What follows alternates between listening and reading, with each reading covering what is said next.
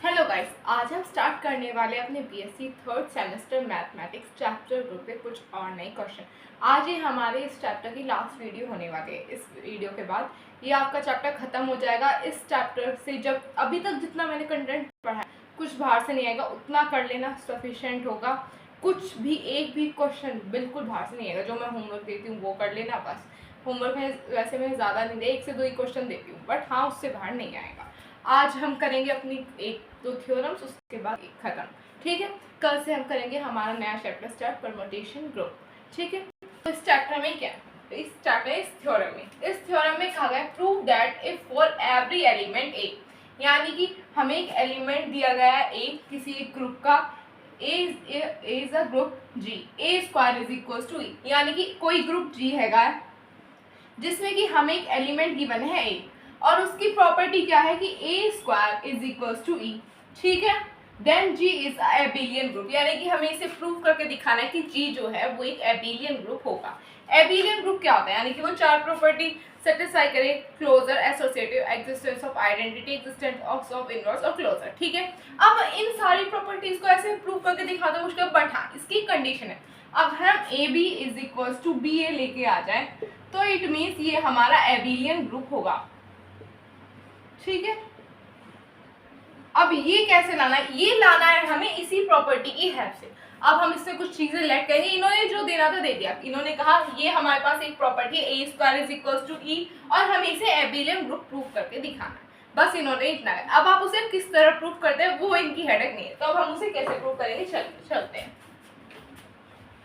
मुझे उम्मीद है आपको ये समझ आ गया कि ये कह क्या रहे हैं। ठीक है, तो अब इसे करते हैं। यहाँ पे अभी हमें करना पड़ेगा let A and B be the element of a group G. ठीक है, एक ग्रुप जी के हमने 2 एलिमेंट मान लिए जो कि कौन कौन से ए और बी, और हमें क्या गिवन है, given that A square is equal to E, ये चीज हमें गिवन है।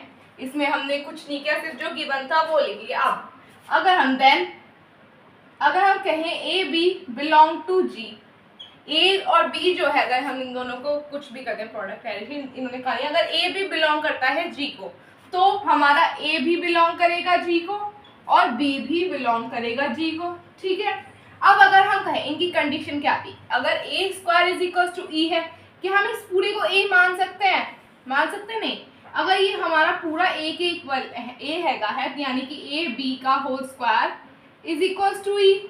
ठीक है, लिख सकते हैं, नहीं लिख सकते। फिर अब ये ए बी का होल स्क्वायर है, इसे हम कैसे लिख सकते हैं, a b into a b लिख सकते हैं। अब इसमें क्या करेंगे, क्या हमारी ये जो पावर है, यानी कि आइडेंटिटी एलिमेंट में कुछ भी मल्टीप्लाई करो वही सेम नंबर मिलता है, ये हम प्रॉपर्टी पढ़ चुके हैं। अगर हम एक ए बी को दूसरी तरफ लेके जाए, यहाँ पे बता दो एक ए बी है, इसे हम लेकर ए बी, यहाँ पे आइडेंटिटी एलिमेंट है, क्या होगा, क्या ये हमारा a B is equal to a B का इनवर्स नहीं हो जाएगा, क्योंकि ऊपर चला जाएगा, पावर 1 है, ऊपर पावर जाके माइनस में चली जाती है, और आइडेंटिटी एलिमेंट में कुछ भी करो, कुछ भी मल्टीप्लाई करो तो क्या आएगा हमारा वही सेम नंबर। ठीक है, तो ये प्रॉपर्टी ऐसे लगी है यहाँ पे, तो कंफ्यूज मत होना। यहाँ पे आ जाएगा हमारा a B is equal to a b inverse. अब हम इसे कैसे लिख सकते हैं, क्या हम इनवर्स को खोल सकते हैं, इनवर्स को अगर खोल के लिखे तो ये आ जाएगा हमारा b inverse a inverse is equal to a b. ये आ रहा है हमारे पास, कोई डाउट। पर हमने एक प्रॉपर्टी पढ़ी थी ऊपर, क्या पढ़ी थी, A square is equal to E, but A square is equal to E, क्या हम इसी तरह से ए अलग करके नहीं लिख सकते, ये लिख सकते हैं, नहीं लिख सकते, क्या हम इसे ऐसे लिख सकते हैं, A into A is equal to E. फिर हम ए को दूसरी तरफ ले जाएं, यानी कि ई की तरफ, क्या आ जाएगा यहाँ पे आ जाएगा A is equal to A inverse. ठीक है, अगर हम यहाँ पे देखें बी भी एक एलिमेंट है, अगर हम बी का स्क्वायर करेंगे तो वो भी तो एक आइडेंटिटी एलिमेंट के इक्वल होगा नहीं होगा, तो इसमें हो जाएगा b square is equal to e, b into b is equal to e, then b is equal to b inverse. हो गया, तो अभी आप पहले इसे नोट कर लो, बस ये थोड़ा सा ही बचा है, साइड में करा देते हैं।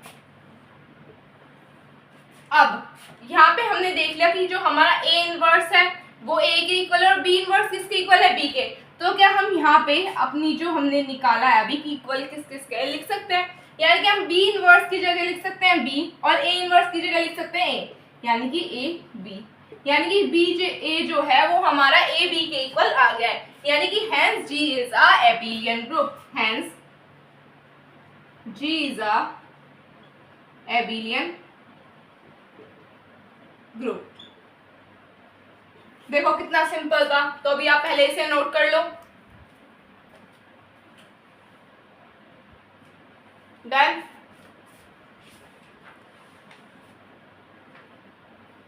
इसे आप इक्वेशन 1 मान लेना, ऐसे इक्वेशन 1 यहाँ पे कर देना फ्रॉम इक्वेशन 1, ठीक है, फ्रॉम इक्वेशन 1 ये आ जाएगा ऐसे, तो आप इसे नोट कर ले।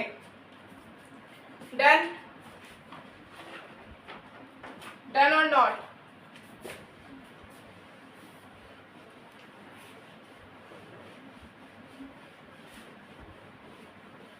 अब हम चलेंगे हमारे दूसरे एग्जाम्पल की तरफ।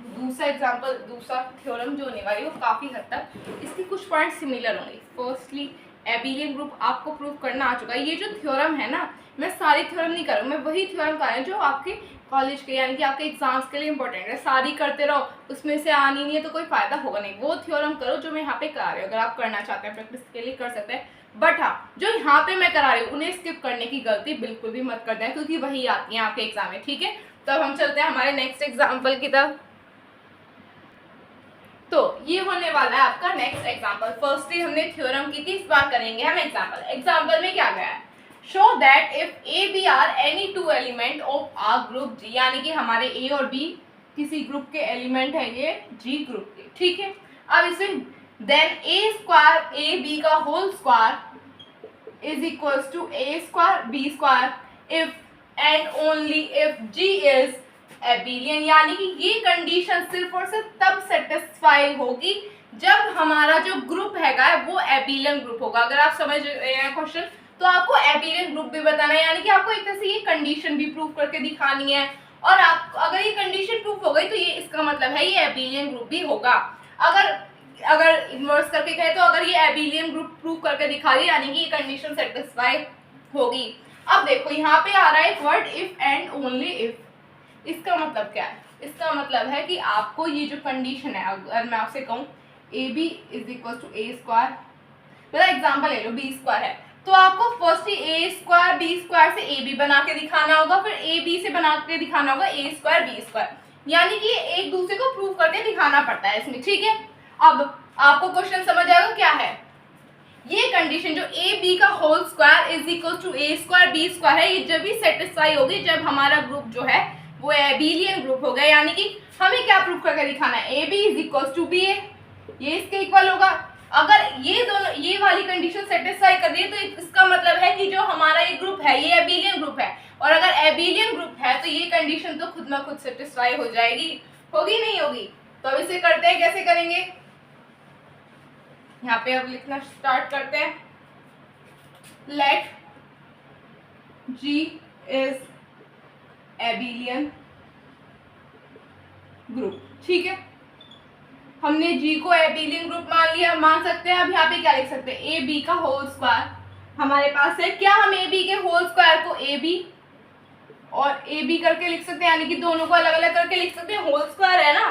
फिर क्या हम ए ये जो ए बी और ए है इन दोनों को एक साथ लिख सकते हैं, बताओ लिख सकते हैं नहीं लिख सकते, तो बी ए बी लिख लिया। अगर ये एबिलियन ग्रुप हैगा है, यानी कि हमारा जो बी ए जो है वो किसके इक्वल होगा, ए बी के। ये अभी हमने पीछे प्रूव किया था एक थ्योरम में, किया था नहीं किया था। जी इज एबिलियन ग्रुप, इसे आप ऐसे लिख सकते हैं साइड में, G is abelian, G is abelian a b equal to B ए। ये आपको लिखना पड़ेगा, एग्जामिनर को दिखाना पड़ेगा। अब देखो जब ए बी इक्वल है बी ए के, यानी कि बी ए की जगह हम ए बी लिख सकते हैं, तो यहाँ पे आ जाएगा इस तरह से, आएगा नहीं आएगा, ये हो गया हमारा ब्रैकेट में बंद। अब इसे क्या हम ऐसे लिख सकते हैं, ए स्क्वायर बी स्क्वायर करके लिख सकते हैं, बताओ लिख सकते हैं या नहीं। यानी कि अब अगर हम देखें तो हमारा ए बी से के होल स्क्वायर से ए स्क्वायर बी स्क्वायर आ चुका है, आ गया, ये आ चुका है हमारा। अब आगे कैसे करेंगे, अब आगे आएगा conversely conversely let A and B be any two element of a group G। यानी कि अब हमें दिखाना पड़ेगा कन्वर्सली करके, यानी कि अभी तक तो हम इससे ये बना दिया, यानी कि ए बी के होल स्क्वायर से ए स्क्वायर बी स्क्वायर लिया। अब हमें बताना पड़ेगा कि A B is equal to a b करके दिखाना पड़ेगा, वही दिखाना पड़ेगा ना, या फिर नहीं। अब हम इसे कैसे दिखाएंगे ये देखना है। अब हम देखें ए बी का whole square is equal to A square B square हम लिया है, यहाँ पे हमने ऑलरेडी ऊपर दिखा चुका है। तो हम इसे कैसे लिख सकते हैं, ए बी अलग अलग करके लिख सकते हैं। यहाँ पे हो जाएगा ए बी बी आ जाएगा, यहाँ पे कोई डाउट नहीं होना चाहिए इसमें। अब जो हमारा ये पार्ट है, क्या हम इसमें बी ए को एक साथ लिख सकते हैं और बी को अलग लिख लिया, इन दोनों को एक साथ लिख लो, यहाँ पे आ जाएगा। यहाँ पे भी हम कुछ एक साथ लिख सकते हैं, नहीं बताओ, यहाँ पे लिखेंगे या नहीं लिखेंगे। यहाँ पे भी हम, यहाँ पे हमने बी को लिखा, यहाँ पे हम लिख लेंगे ए बी को, ए बी बी। क्या यहाँ से कुछ आपको कैंसिल होता हुआ दिख रहा है, बताओ कि यहाँ पे कुछ कैंसिल हो सकता है। यहाँ पे हम लगाएंगे left cancellation law, left cancellation law. तो अभी आप पहले से नोट कर लें। Done done.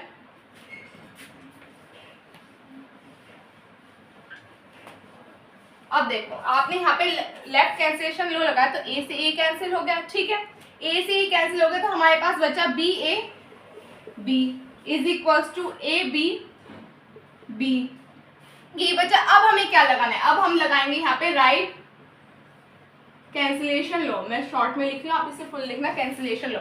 अब राइट कैंसिलेशन लॉ से इस बी से ये वाला बी कैंसिल हो सकता है, तो यानी कि b a is equal to a b हमने प्रूव कर दिया। हम ए बी को बी के इक्वल लेके आ गए, यानी कि जो हमारा ग्रुप जी है वो एक एबिलियन होगा, एबिलियन ग्रुप होगा, hence G is a abelian, ठीक है। तो आप इसे नोट कर लें।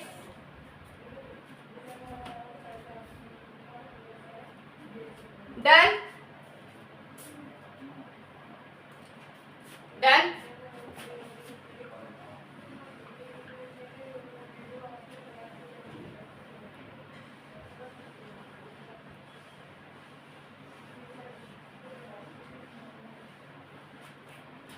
तो बस गाइस आज के लिए इतना ही। अब आपका ये चैप्टर हो चुका है खत्म, मेरी तरफ से हो चुका है खत्म। पर अगर आपका कोई डाउट हो तो आप कमेंट बॉक्स में पूछ सकते हैं, मैं आपके लिए उसके लिए अलग से वीडियो बना दूंगी। ये नहीं कि मैं नहीं बनाऊंगी, मैं बना दूंगी, पर हाँ उसके लिए आपको पूछना पड़ेगा। मेरी तरफ से ये चैप्टर खत्म हो चुका है, बिल्कुल खत्म। इससे कोई टॉपिक बाहर नहीं आएगा, मैंने जितना कराया उससे ही आएगा, ठीक है। तो बस आज के लिए इतना ही। हम कल से अपना नया चैप्टर स्टार्ट करने वाला है, क्योंकि उस चैप्टर में भी ग्रुप की काफ़ी सारी चीज़ों का रोल होगा, तो प्लीज़ अपने ग्रुप चैप्टर को क्लियर कर लेना, ठीक है। तो बस आज के लिए इतना ही। हम फिर मिलेंगे कल अपने एक और नए वीडियो के साथ तब। और हाँ, अगर आपको मेरी वीडियो अच्छी लगी है तो चैनल को सब्सक्राइब कीजिए, वीडियो को लाइक कीजिए, अपने फ्रेंड्स में शेयर कीजिए। Take care of yourself, bye bye.